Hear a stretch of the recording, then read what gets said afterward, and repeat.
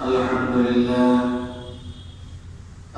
لله رب العالمين، والصلاة والسلام على سيد المرسلين وعلى آله الطيبين الطاهرين والذين جاهدوا لإعلاء الدين والذين اتبعوهم بإحسان إلى يوم الدين.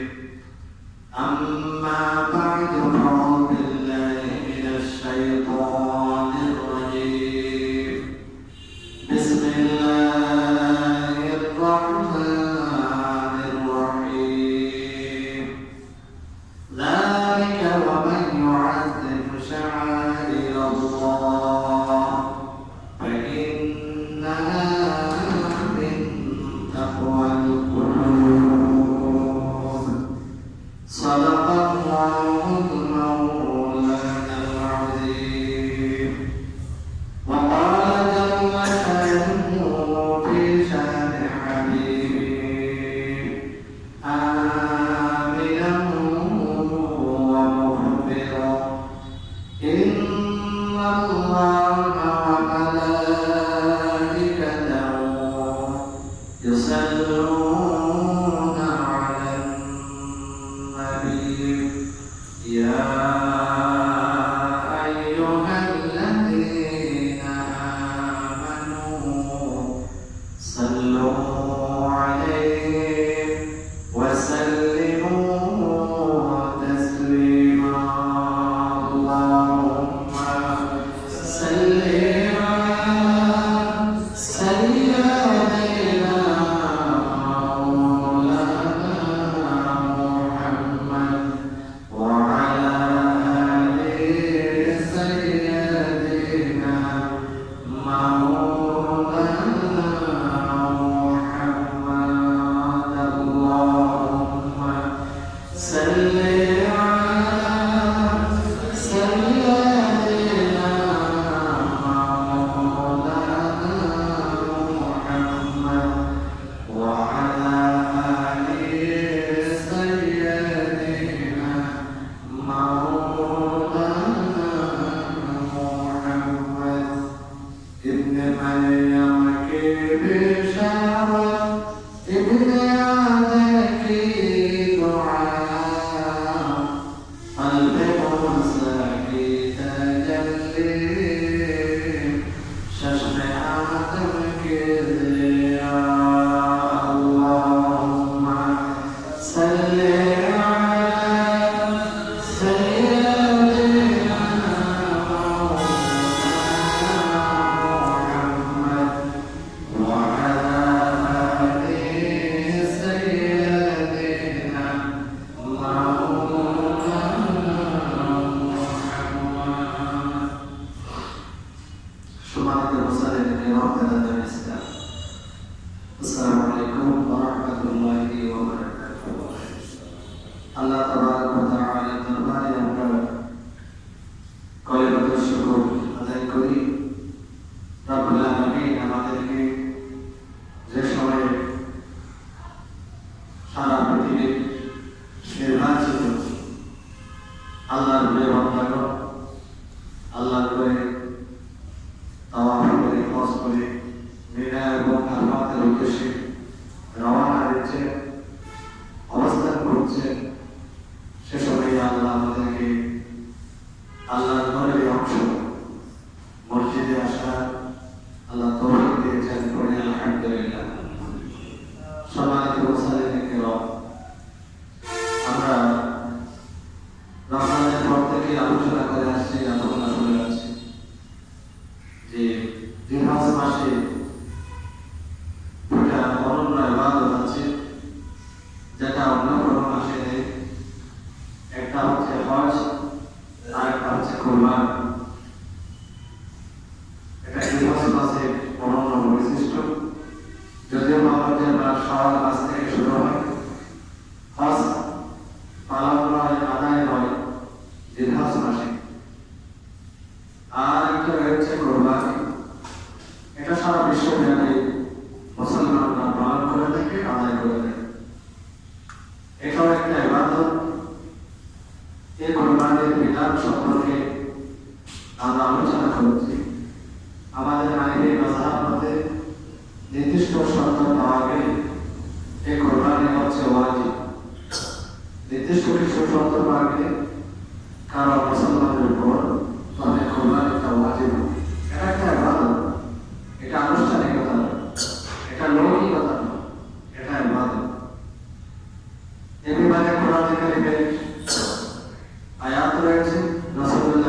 রয়েছে এবং তার কওলি ফিআলি বর্ণনা রয়েছে, সাহাবায়ে কেরামদের আমল রয়েছে।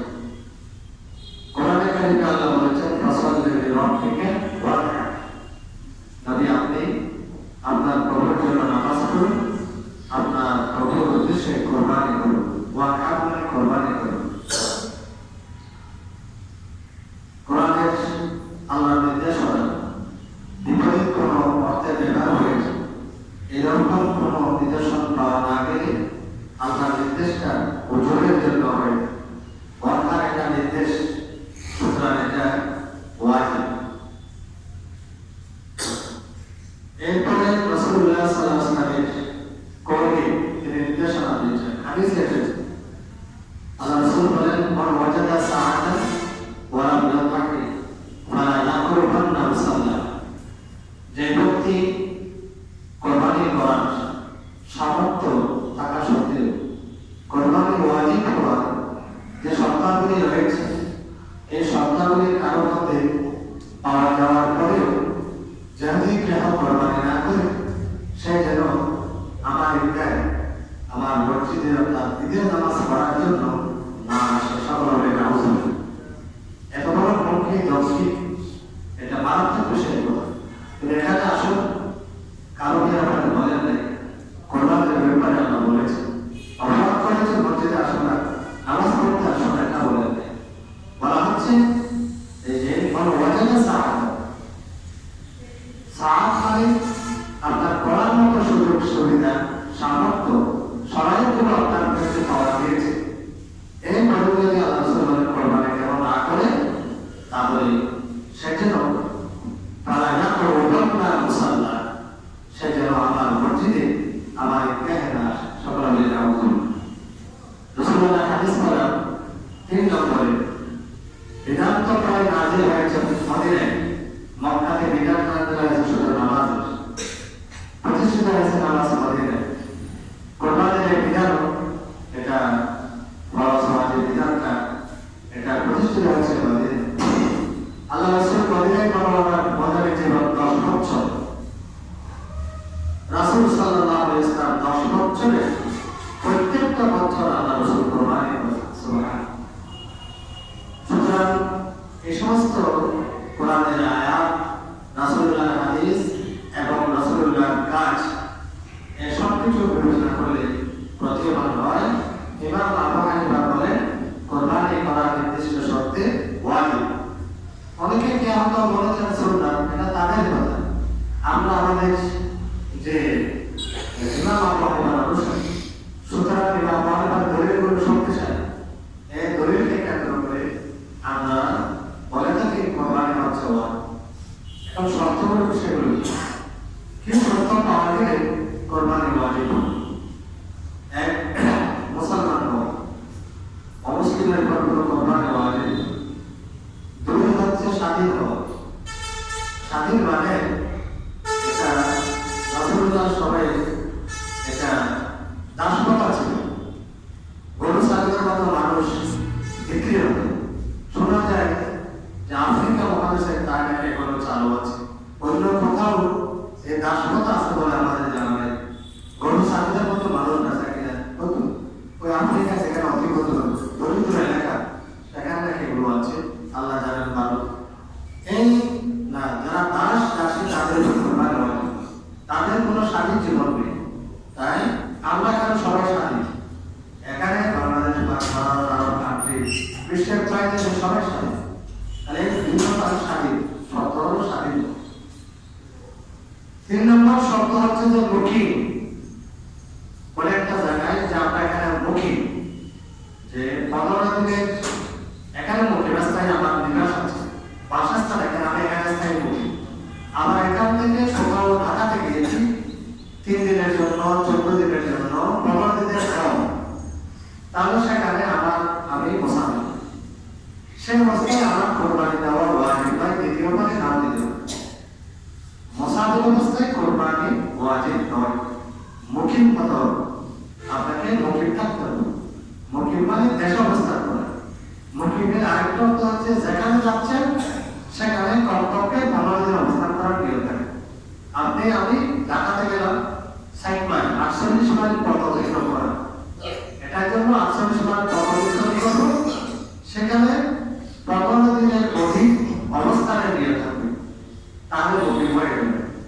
48 মাইল পথে কম আমি অতিক্রম করছি, তাহলে এখানে আমি মুসাফির।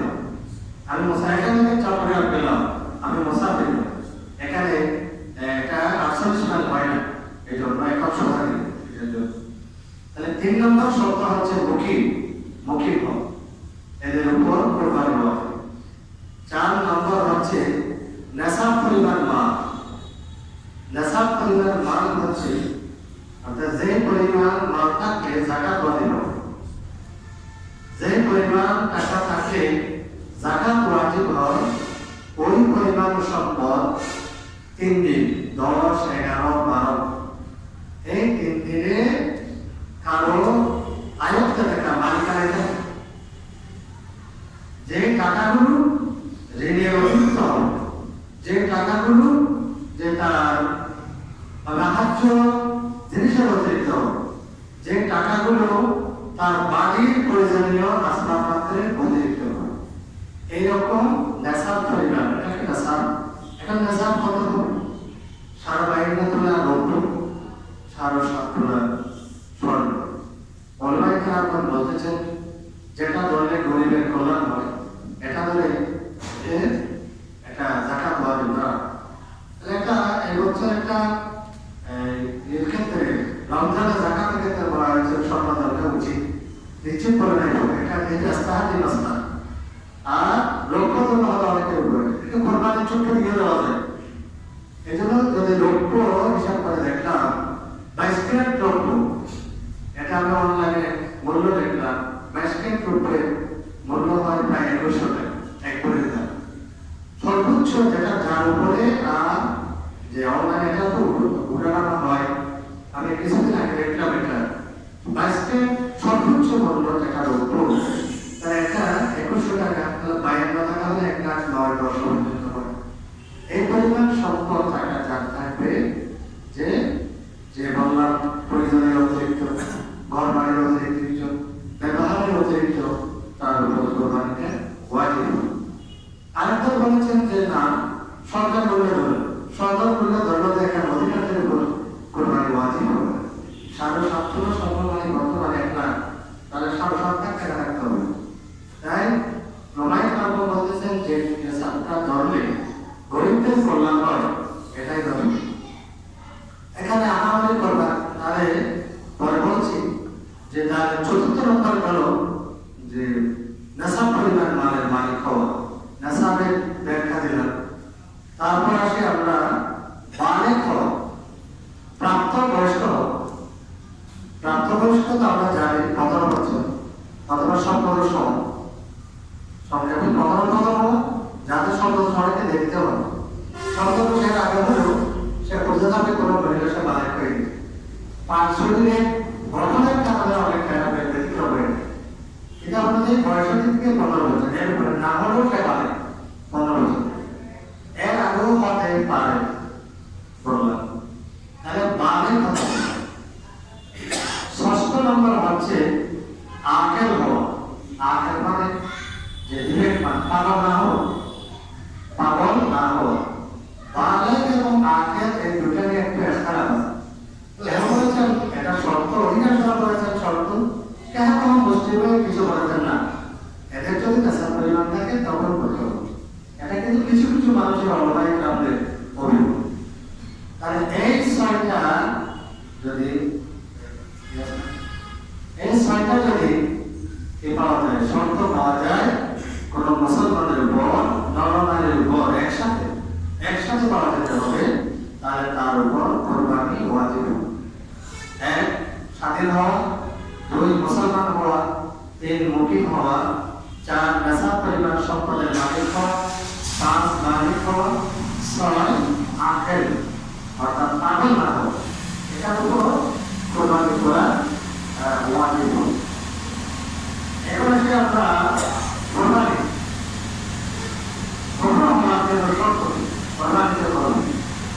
এটা ইবাদত। প্রত্যেকটা ইবাদত কবুল হওয়ার পর কিছু শর্ত আছে। এই শর্তগুলো কোরবানির জন্য প্রয়োজন। প্রথম শর্ত হলো একটা নিয়মের পরিশুদ্ধতা। আপনার নিয়মটা পরিশুদ্ধ হতে হবে।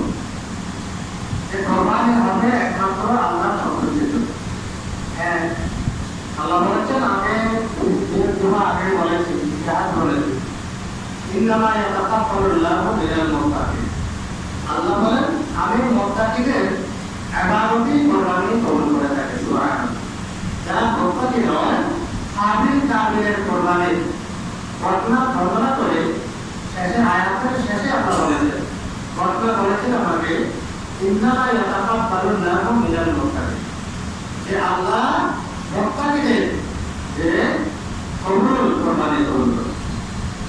এজন্য খরিদ্দার যারা করি তাদের শরীরের নিয়াতের পরিশুদ্ধি জানাবে, কারণ একটা কথা যদি গন্ডগোল হয় প্রকাশ করে তাহলে তাদের উচিত, আমাদের উচিত তাকে বর্জন করা, কারণ তার নিয়ত তো পরিশুদ্ধ হবে।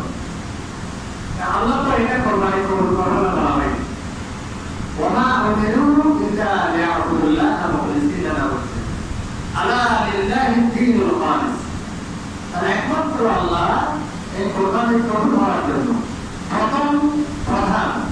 প্রথম এবং প্রধান শর্ত হলো নিয়তের পরিশুদ্ধ। আপনার যে নিয়ত যদি পরিশুদ্ধ না হয় তাহলে কোরবানি কবুল হবে। সূরা হজে আল্লাহ বলেছেন, লা ইয়ানালুল্লাহু লুহুমুহা ওয়ালা দিমাউহা ওয়ালাকিন ইয়ানালুহুত তাকওয়া মিনকুম। আল্লাহ বলেন আমার কাছে পশুর বস্তু আসে, তারপরে রক্ত আসে, আমার কাছে আসে, এই কোরবানিটা তোমার নিয়মটাই আমার কাছে আসে। আলহামদুলিল্লাহ। আপনি কত বড় কোরবানি করলেন এটা বিরুদ্ধে মানছে, কত বড় নিয়ম দিয়ে আপনি কোরবানি করলেন, এটাই হচ্ছে বিরুদ্ধ। এই জন্য কোরবানি কবুল হওয়ার জন্য যে প্রথম এবং প্রধান শর্ত নিয়মের পরিশুদ্ধ।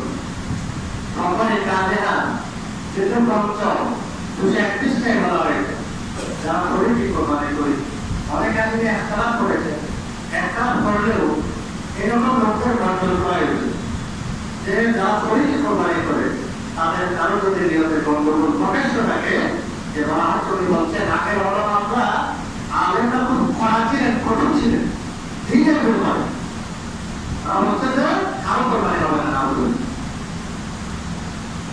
এই জন্য কত বড় বলে একটা বিষয় নয়, কত বড় নিয়ন্ত্রণ দিয়ে করলেন এটা হচ্ছে বড় বিষয়। এটা তো এবার এটা লৌকিকতা নয়, আগে বললাম। 2 নম্বর শর্ত হচ্ছে আনতাকুন মিনাল হালাল, এটা হালাল রিজিক দিয়ে হতে হবে, এটা ইবাদত, এটা প্রত্যেক ইবাদতের মধ্যে শর্ত। আমরা নামাজের হালালের গুরুত্ব সম্পর্কে বলেছিলাম, আল্লাহ রাসূল বলেছেন 10 টাকা দিয়ে কেউ একটা কাপড় দিয়ে দেবো, 10 টাকার মধ্যে 1 টাকা হারাম আছে, তাহলে ওই 9 টাকা হালাল 1 টাকা হারাম। এই কাপড়টা দিয়ে যতদিন নামাজ পড়বে আল্লাহ ততদিন তার নামাজ কবুল করবে না। বুঝলেন? মানে কোরবানি কবুল হওয়ার জন্য 2 নম্বর শর্ত হচ্ছে কোরবানিটা হালাল টাকা দিয়ে হতো। এজন্য কাফারাতুল মুফতি একটা ফতোয়া কিতাব, এই কিতাবের মধ্যে বলা হয় যারা শরীফি কোরবানি করে তাদের হচ্ছে ছোট ধরনবাজ, এদের সাথে কোরবানি না করা। ছোট ধরনবাজ আপনি জানেন সেই আমরা লক্ষ্যের এগুলোর মাত্র আয় করে, তার আয় সম্পর্কে আপনার স্বচ্ছ পরিষ্কার ধারণা আছে, অথবা ঠিক আছে আপনার সন্দেহ আছে। বলছিলাম আগের অলমাইকে আপনার খুবই কঠোর ছিলেন এই ব্যাপারে, এজন্য তো আমরা তো টাকা দিলে সব খাওয়া হয়ে যায়, আমরা আমাদের জন্য আনেন, ওদেরকে তো মেরামতের করে খাওয়া আলাদা রাখে। ওরা বলছেন কামাইতুল মুফতি যে শত্রুর ধরনবাজ যারা ইয়াবা বা মদ গাঁজা আয় অবৈধ পন্থায় যাদের আয় প্রকাশ্য, তাদের সামনে তাদেরকে বর্জন করা হয়েছে। তারপরে 2 নম্বর শর্ত গেল। 3 নম্বর শর্ত হচ্ছে যে কোরবানি করার জন্য কিছু শরীয়ত শর্ত দিয়েছে, পশুর জন্য কিছু শর্ত আগে কারোর উপর করেছিলাম, এখন এই পশুর ক্ষেত্রে কোরবানি তো পশু দিয়ে করতে হবে, পশুর ক্ষেত্রে কিছু শর্ত দিয়েছে। এই কোরবানিটা শরীয়ত নির্ধারিত মাপকাঠি সম্পন্ন শর্তের সম্পন্ন পশু হবে। 1 নম্বর হচ্ছে নিয়োগ করেছিলাম, 2 নম্বর হচ্ছে হালাল হতে হবে, 3 নম্বর হচ্ছে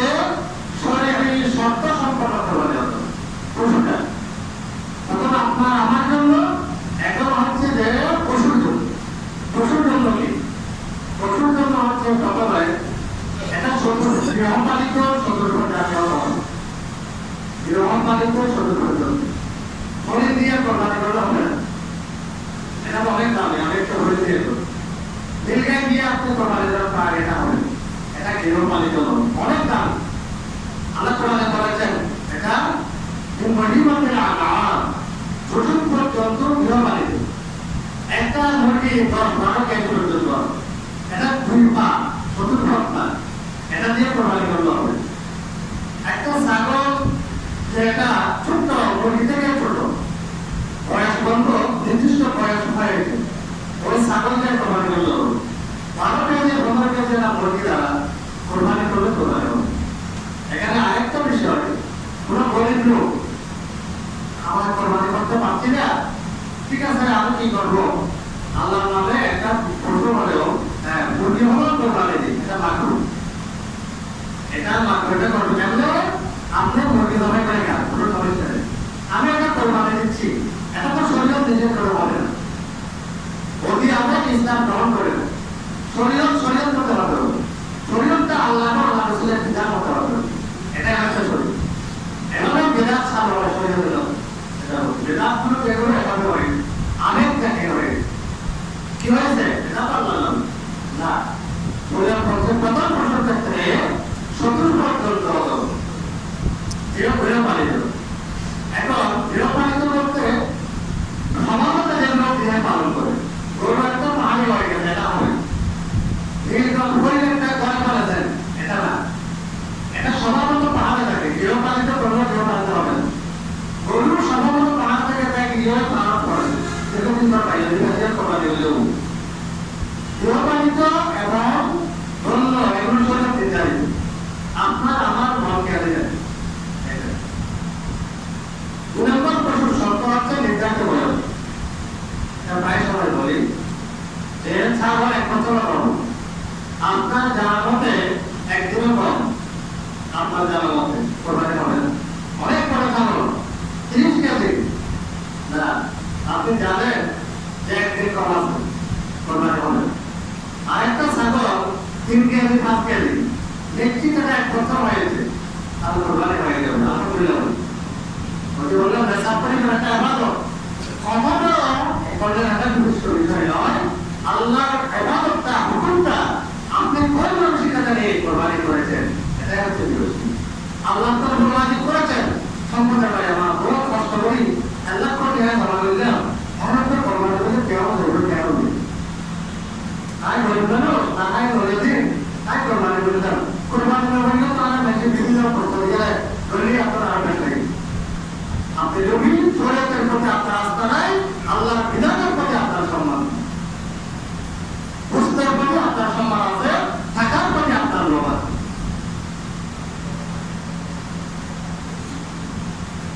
তারপরে দেখেন সমাজে আরেকটা বিষয়, একটা অনেক সমাজে চালু হচ্ছে, এটা না যায় বলছি না, বলা হয় যে এটা আমি কয়েকজনকে বলেছি, সমাজের প্রচারে চলে যে দেখে না করি, এটা দেখতে ভালো তো শুট করে করে একটা দিন দেখা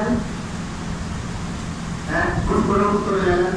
গণতন্ত্র সমাজের কথা তোমার উচিত আছে যে কোরবানি না অবস্থা করতে এরকম হয়, পুরো অবস্থা ওয়াজিব বর্জন করেছে, এটার জন্য ঘটনা ঘটে কোরবানি পরীক্ষা একবার দুর্বলতি যখন ভয়াবহ খাইটা ভালো সামর্থ্য হয়, সামর্থ্য হয় একবার নদী এখানে বুঝলে একটা আল্লাহ মধ্যে একটা আছে 3 ভাগ করাটা একটা মুস্তাহাব, এটা ওয়াজিবটা, তার উপরে একটা অনেক দরকার আপনি সবার প্রতি বলে যে কাকে দেবেন না আমার ইচ্ছা নেই, যেটা করছেন এটা না যায় করছি না, এটা একদিক থেকে শুভ আছে আরেকদিক থেকে প্রবল আছে। আমি শুক্রবার বুঝতে পারবো না, আমি জলমবাজার বুঝতে পারবো না, আপনার সব এক জায়গায় করে আমাকে দিয়ে দেবেন, আমি না নিলে একটা সামাজিক ভাবে ব্যবসা করতে পারবো, আপনার ইচ্ছা হচ্ছে আমাকে দেবেন না, আপনি বাধ্য করে উনি আমাকে দিচ্ছেন, দেখতে ভালো বরাবর কিন্তু অনেক ক্ষেত্রে খারাপ, এটা না ভুল বুঝবেন না, এটা মধ্যে খারাপ ঠিক আছে। কোনো কোনো সমাজের মধ্যে চালু আছে, আমার অবস্থাটা এটা থেকে আস্তে আস্তে দায় হয়ে গেল, আপনি বাধ্য করেন যার উপর কোরবানি হচ্ছে কোরবানি করতে হবে, ছোট হোক বড় হোক, এটা তো ওয়াজিব করেছেন, নামাজ যে পড়তে তাকে বাধ্য করেন নামাজের জন্য, এটা করতেন। আর ওটা নিয়ে সমাজের কথা সমাজে কিন্তু আমাদের ধর্ম হয়েছে। তারপরে তাহলে নির্দিষ্ট বয়স, তাহলে ছাগল 1 বছর হতে হবে, গরু 2 বছর হতে হবে, মহিষ 2 বছর এবং 5 বছর। এখন মহিষ দিয়া আপনার জানার মতো বললাম, এই নির্ধারিত বয়স থেকে 1 দিন যদি কম হয় তাহলে কোরবানি হবে। কত বড় করলে এটা দুর্বিচ্ছ বিষয় নয়, শরীয়ত মতে সংখ্যাগুলো হবে না, এটাই হচ্ছে বিষয়। আর এখন মালিক বলতেছে 2 বছর হয়েছে, তাকে ইমাম সাহেব পালন করে বেশি বিশ্বাস হতে হবে না, আর বিশ্বাস থাকে আর হতানোর ভিত্তি করে কোরবানি করবে, তাহলে কোরবানি হয়ে যাবে। আর বিশ্বাস হতে হলে কোরবানি করবে। অনেক জমাতে আগে জানি দিতে দাঁড়ান তার তো কোরবানি হয়ে গেছে, কিন্তু আমাদের কাছে কোনো ইয়াদ আলাদা করতে দাঁড়ান দিতে তো, কিন্তু আমি নিজে জানাতে দাঁড়ান কিন্তু হয়তো জানি না ধরে গরুর তো কামনা আছে। আল্লাহ একটা দল করে উদাহরণ রাখুন, সুন্দর যত হয়েছে যে সতর্ক হয়ে গেছে দল বললে সব সতর্ক আগে, এটা এবার তো প্রায় সময় ওই যে আমার কথা থেকে গরু যদি বেঁচে 17 মাস যখন মানুষ আগে খরচ হলে 17 মাস তার গরু দেবে বড় বড় বড় বড় লাগছে ওকে ধরা পড়া এসে ডিসপ্লে অন করে আছে এবার নিজে আমার ধরে আনি না আছে এটা আমাদের 17 মাস হয়েছে তাতে কোরবানি তার মধ্যে হবে না।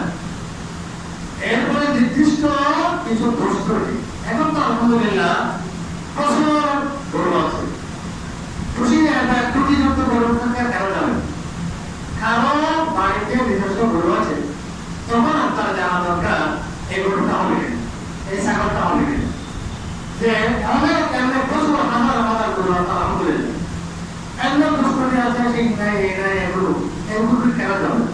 তারপরে মাছটা অনেক সময় সরকারের কোরআনের মধ্যে এগুলো কোরআনের মধ্যে ঢাকা কিভাবে বলা হয়েছে বলে দিচ্ছি মৌলিক গ্রুপ একেবারে নাই 3 পায়ে চড়ে 1 পা মেয়ে যাতে রাখতে পারে কিংবা গাড়ি তো লড়াই বসেও পাবো এনে পাবো কিন্তু এটা কোরবানি হবে এটা কোরবানি হবে না, না যায় 3 পায়ে আমরা 1 পা মৌলিকা তো দিয়ে থাকে। তারপরে যে গাড়ি তো মানুষ সব এখানে দিয়ে তাহলে যে এভাবে দিয়ে দেবে এই কোরআনের 3 পায়ে হাতে 1 পায়ে হাতে না উপরে টোটো থাকে, এরকম যে পশু দ্বারা কোরবানি হবে না। শুধু একেবারে হাতে পারে না ভিতরে হাতে ভিতরে আল্লাহর বস কোরবানি হবে না, দাঁত একেবারে নাই কোরবানি হবে না, বেশি আছে অল্প করে কেউ ঘুরাতে এই কোরবানি হবে। সিং বাঁকা গোড়ার দ্বারা গিয়ে কোরবানি হবে না, আসলে সিং নাই কোরবানি হবে, সিং ছিল ভেঙে গেছে অধিকার আছে ভেঙে গেছে কোরবানি হবে, গুণোত্তর যে হয় আর এগুলো কোরবানি হবে। কান কাটা লেস কাটা তাহলে অর্ধেকটা অর্ধেক বেশি আটা তাহলে কোরবানি না যায়, জন্মসূত্রে কান নেই তাহলে না যায়, কান আছে ছোট কোরবানি তাহলে ছোট কোরবানি যায়, অন্ধ পশু চোখে কিছু দেখে না কোরবানি না যায়, গর্ভবতী পশু তাহলে কোরবানি যায়, তবে না করা হতো। আপনি আগে জানেন না, জমি করার পর জানলেন বাচ্চা বাইরে হয়েছে, জীবিত বাইরে হয়েছে, জমি করে বলবেন মায়ের বুঝতেও যায় বাচ্চার বুঝতেও যায়, জমি করার পর মেয়েদের বাচ্চা পেয়েছেন মায়ের বুঝতে যায় মেয়েদের বাচ্চাকে জমা করে বলবেন সর্বাবস্থায় কোরবানি যায়। তাহলে কোরবানির মৌলিক বিষয়গুলো বললাম, আরো অনেক গুরুত্বপূর্ণ বিষয় আছে, ফজিলত আছে, এগুলো প্রায় সবাই বলেছেন। কোরবানির দিন কোরবানির চেয়ে উত্তম কোনো ইবাদত আমার কাছে নাই, সুবহানাল্লাহ। কোরবানির প্রত্যেকটা ফসলের বিনিময়ে আল্লাহ কোরবানি দাতাকে সওয়াব দান করেন, তাই উত্তম মোটা তাজা যে কোরবানি করা হচ্ছে মুস্তাহাব সওয়াব। আল্লাহ রাব্বুল আলামিন যে আল্লাহ আমাদের যারা কোরবানি করুন যে শর্তগুলো বললাম এই শর্তগুলো অনুসরণ করে আল্লাহ আমাদের কোরবানি করার তৌফিক দান করুন সকলে আমিন। আর যারা কোরবানি করতে পারবে না আফসোস করার বিষয় নেই, আল্লাহর কাছে আবেদন করুন। একটা বাচ্চা 7 জন মিলে 6 জন করলাম, 6 জন মিলে একবার রসুলের সামনে দিলাম, জায়েজ। আল্লাহ রাসূল নিজে আমাদের সকলের জন্য কোরবানি করেছেন, আলহামদুলিল্লাহ। আল্লাহ রাসূল বলেন, আমি জীবিত কিয়ামত পর্যন্ত যারা আমার উম্মত আসবে তাদের সকলের জন্য আমি এই ছাগলটা আমি তাদের জন্য কোরবানি দিলাম, সুবহানাল্লাহ। এই জন্য কোরবানিটা আমরা বলে সামর্থ্য থাকলে ওয়াজিবটা পালন করার পরে সামর্থ্য থাকলে রাসূলের নামে কোরবানি করাটা মুস্তাহাব। তবে এখানে আরেকটা মাসলা জরুরি, ছেলে টাকা কামাই, বাবার কাছে কোনো টাকা নাই। এখন অনেক সময় কোরবানি হলো একটা খরচ ওয়াজিব, আমার উপর ওয়াজিব টাকা আমাকে করতে হবে। আমার পিতার নামে কোরবানি করলে আমার কোরবানি আদায় হবে। আমার পিতার উপর কোরবানি ওয়াজিব নাই, টাকা নাই, পয়সা নাই, পরিবারের কর্তা আমি, সব টাকা আমার কাছে, আমি সব ম্যানেজ করি, তাহলে আমার উপর ওয়াজিব হয়ে আমার পিতার উপর লৌকিকতার জন্য অনেক সময় না আপনার নামে নামে তো আল্লাহ কোরবানি হবে আল্লাহ নামে, আর আমার পক্ষ থেকে আমার পক্ষ থেকে কোরবানি হবে। তাহলে এখন কার পক্ষে আমার উপর ওয়াজিব হয়েছে আমার পক্ষ থেকে, এখানে পিতার লাঞ্ছনা করার কোনো বিষয় নেই। পিতার নামে আমারটা করার পর সামর্থ্য থাকতে আমি আমার পিতার নামে করবো, আমার ভাইয়ের নামে করবো। এগুলো ভাইয়ের নামে পিতার নামে এগুলো হচ্ছে নামে না। আমারটা হচ্ছে যখন সত্য পাওয়া গেছে আমার জন্য এটা হচ্ছে ওয়াজিব। আমি না করলে আমার কাছে মাসুল হবো, বাবার নামে না করলে এটা আমি মাসুল বা জিজ্ঞাসা হবো। যারা মৃত তাদের জন্য কোরবানি করা ওয়াজিব। শরীয়ত খরচা জীবিতের জন্য, মনে রাখবেন শরীয়ত খরচা জীবিতের জন্য, মৃতের জন্য কোনো শরীয়ত নাই। কোনো মানুষ মরে গেছে, ওসিয়ত করে গেছে, তখন সেটা আপনার জন্য ওয়াজিব। আপনার ভাই, আমার মা মরে গেছে, মরে গেল বাবা, আমি মরে গেলে আমার জন্য একটা কোরবানি দিন এই টাকা, তাহলে এটা ওসিয়ত হলো, এই ওসিয়তটা এখন এটা আমার জন্য ওয়াজিব হয়ে গেছে। এখন স্বাভাবিকভাবে এটা না করলে প্রতি বছর করতে হবে, এটা ওয়াজিব না। যারা কবর তোলা সুন্নাত করেন নাই তারা কবর তোলা